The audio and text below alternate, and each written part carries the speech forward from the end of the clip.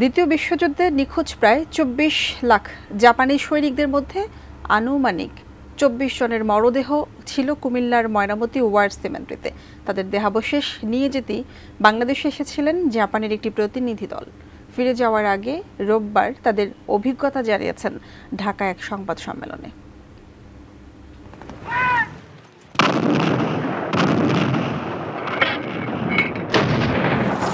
দ্বিতীয় বিশ্বযুদ্ধে জাপানের প্রায় ৩১ লাখ মানুষ নিখোঁজ বা নিহত হয়েছিলেন।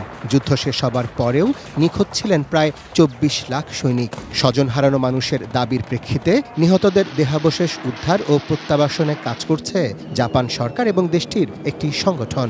এরই মধ্যে প্রায় ১২,৮০,০০০ সৈনিকের দেহাবশেষ উদ্ধার করে নিজ দেশে সমাহিত করেছে জাপান সরকার।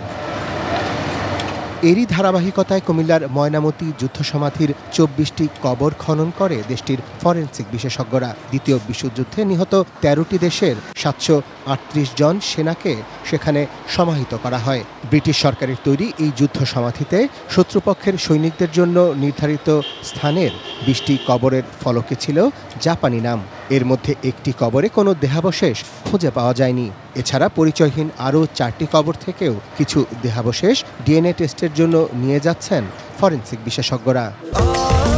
স্বাস্থ্যকর অল টাইম ফ্যামিলি কেক, সব সময় অল টাইম হেলদি লাইফ। শুধুমাত্র জাপানিজ সৈন্যদের দেহাবশেষ না, এটার সাথে অনেক সময় তাদের ব্যবহৃত জিনিসপত্রগুলো ছিল এবং বিভিন্ন তথ্য নিয়ে আমরা এটা পর্যালোচনা করছি যে অ্যাকচুয়ালি জাপানিজ সৈন্যদের দেহাবশেষ কিনা। এই ব্যাপারে আমরা বিশ্লিষ্ট তথ্য নিচ্ছি।